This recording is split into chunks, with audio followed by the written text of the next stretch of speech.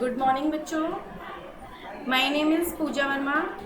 I will teach you computer lesson first. Let's start. इससे पहले मैंने आपको कंप्यूटर की मेमोरी के बारे में बताया है और उसमें ये बताया गया है कि प्राइमरी मेमोरी क्या है और उसके बारे में डिटेल में भी बता दिया गया है. अब हम उससे आगे के बारे में बताएंगे. इसमें लिखा है P ROM. P ROM, it is also known as programmable read-only memory.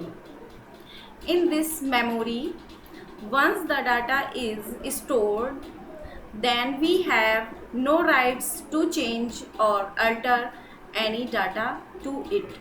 यानी कि इस प्रोग्राम को, इसकी पी रोम की फुल फॉर्म क्या है? Programmable read only memory. ठीक है, ये इसकी फुल फॉर्म है. आप सभी को फुल फॉर्म जरूर याद होनी चाहिए सभी की. इन दिस मेमोरी में, यानी कि इस मेमोरी में हम डाटा को स्टोर तो कर सकते हैं लेकिन हम उसको चेंज नहीं कर सकते. ठीक है, हमारे पास कोई अधिकार नहीं होता कि हम उसको चेंज कर सकें. ठीक है, in this type of memory the data is written by manufacturer company. यानी कि जिस कंपनी ने पी रोम को बनाया है वही इसमें डाटा को संग्रहित करता है. ठीक है, समझ में आया? हम इसमें कुछ नहीं डाल सकते. जो चीज़ डली हुई आती है वो कहाँ से आती है? कंपनी के ही द्वारा आती है.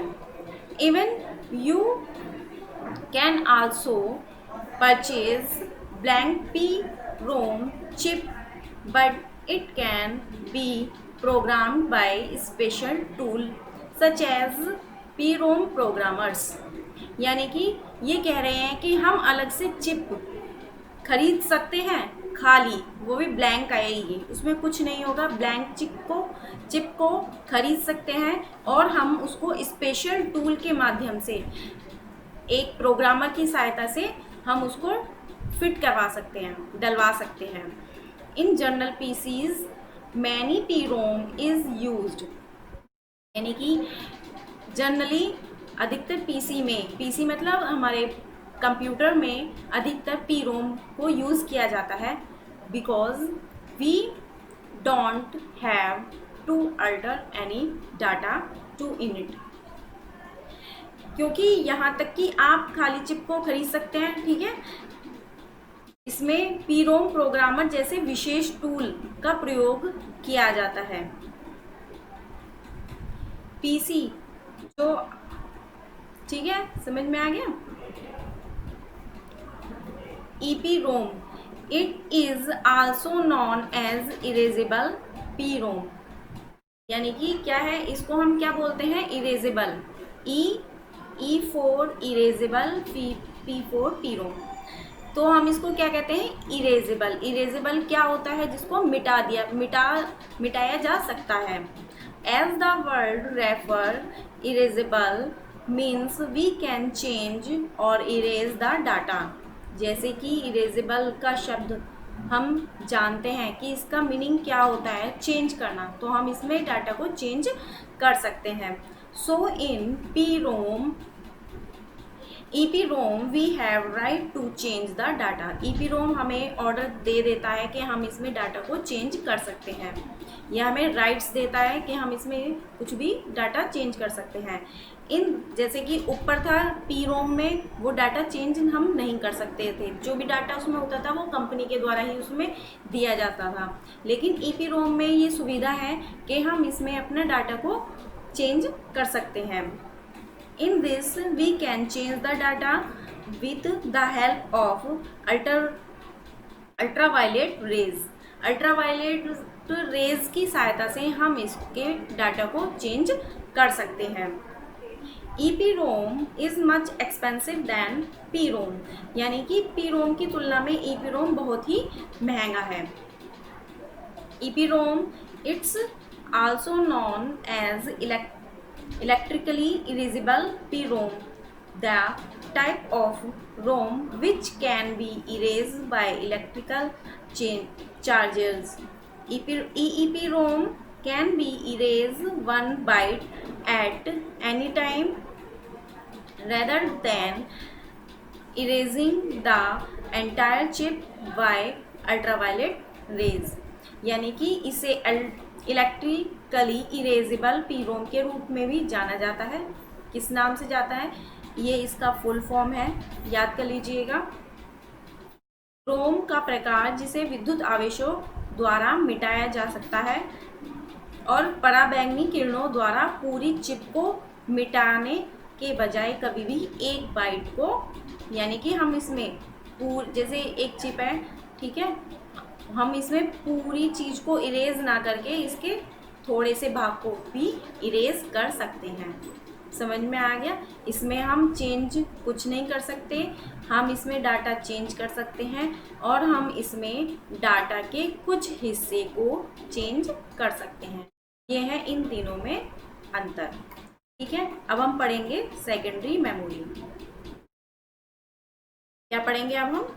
Secondary memory. Secondary memory is also known as the external memory of the computer system. यानी कि क्या है? ये हमारी एक्सटर्नल मेमोरी है। This memory ensures that the data is stored permanently and can be use as and when required. यानी कि इस जो सेकेंडरी मेमोरी होती है, हम इसमें डाटा को स्टोर कर लेते हैं और हमें जहाँ इसकी ज़रूरत होती है वहाँ इसको यूज़ कर लेते हैं। You can read, write, change data in this memory. Data can even be carried from one place to another using secondary memory. यानी कि हम इसमें किसी भी डाटा को लिख सकते हैं, उसको पढ़ सकते हैं और उसको चेंज भी कर सकते हैं और इसको हम एक स्थान से दूसरे स्थान पर भी लेके जा सकते हैं। देखिए, प्राइमरी मेमोरी तो होती है जो हम सिर्फ कंप्यूटर में यूज़ कर सकते हैं, लेकिन जो सेकेंडरी मेमोरी होती है वो ऐसी होती है जिसको हम अपने बैग में, अपने हाथ में, कहीं पे भी लेके जा सकते हैं। Characteristics of secondary memory, these are magnetic and optical memories. ये मैग्नेटिक और ऑप्टिकल मेमोरी होती है। It is known as the backup memory. Backup memory क्या होती है? बैकअप मेमोरी होती है जैसे हमने एक सॉन्ग बनाया, ठीक है, जब हमने एक सॉन्ग बनाया तो वो हमने एक कंप्यूटर में भी रख दिया और फिर हमने उसको पेन ड्राइव में भी रखा कि अगर हमारे कंप्यूटर से ख़राब हो जाए या उड़ कहीं डिलीट हो जाए हमसे, तो हमारे पास एक अलग से उसको ऐसी चीज़ होगी कि हम उसमें से सुविधा अनुसार निकाल सकते हैं। तो वो चीज़ क्या हो गई? जो हमने पेन ड्राइव में उसको रखा ना, वो हो गया हमारा बैकअप। ठीक है, एक ही चीज़ को अलग जगह, अलग अलग स्थानों पर उसको संग्रहित करके रखना।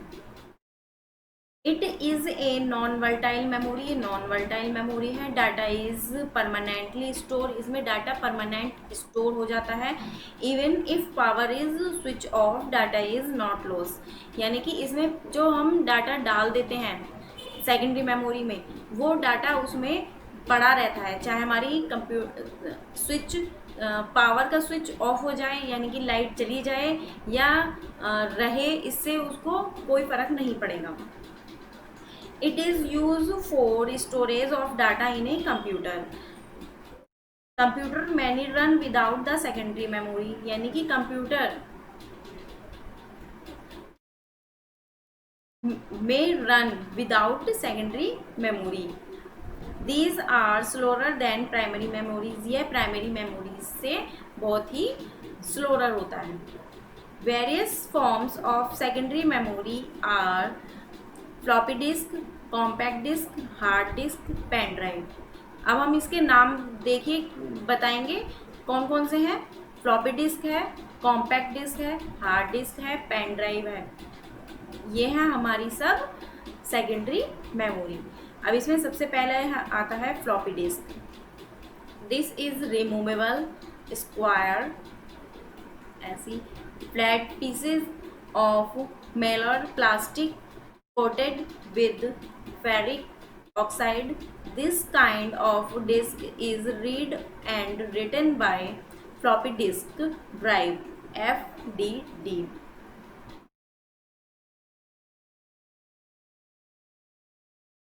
देखिए ये है हमारी एक फ्लॉपी डिस्क। ये कैसी होती है, ये देखिए यहाँ पे लिखा हुआ है ना, ये कैसी होती है, स्क्वायर में होती है, फ्लैट पीसीज में होती है।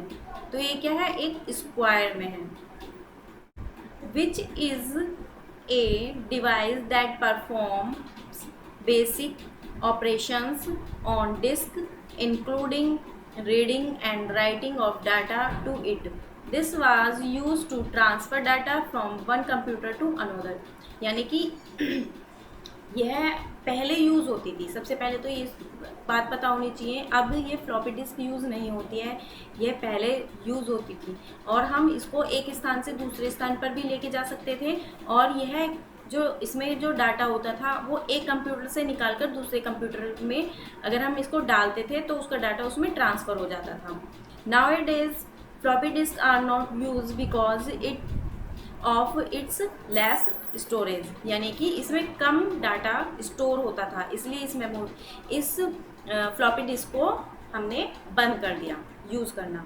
Hard disk is also now known as hard drive. यानी कि इसको, ये हमारे CPU में होता है और ये मोस्ट इम्पोर्टेंट होता है हमारे कंप्यूटर के लिए।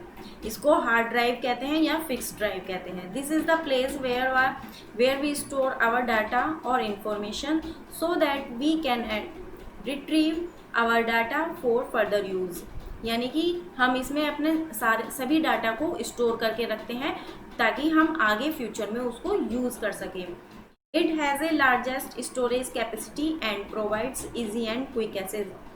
ये हमारे बहुत सारे डाटा को अपने आप में स्टोर करके रखता है। This is the place where we install our operating system यानी कि OS so that we can run our computer। क्या है ये, ऑपरेटिंग सिस्टम OS में इंस्टॉल रहता है, ठीक है। Hard disk comes fix in our system. ये हमारे सिस्टम में CPU में फिक्स रहता है। If you require more hard disk you can also add to the system. अगर हमें और, यानी कि एक तो लगी हुई है लेकिन उसके अलावा अगर हमें दूसरी भी लगवानी है तो भी आसानी से उसमें लग सकती है। The average computer today comes with 250 GB to TB मतलब टेराबाइट हार्ड ड्राइव। ये 250 GB की से 1 TB तक हार्ड ड्राइव में स्टोरेज क्षमता होती है। The platter are stacked on a cylindrical rod each of which store data electromagnetically in concentric circle called trucks on the disk. Head reads or writes the information on the track with the help of its arms.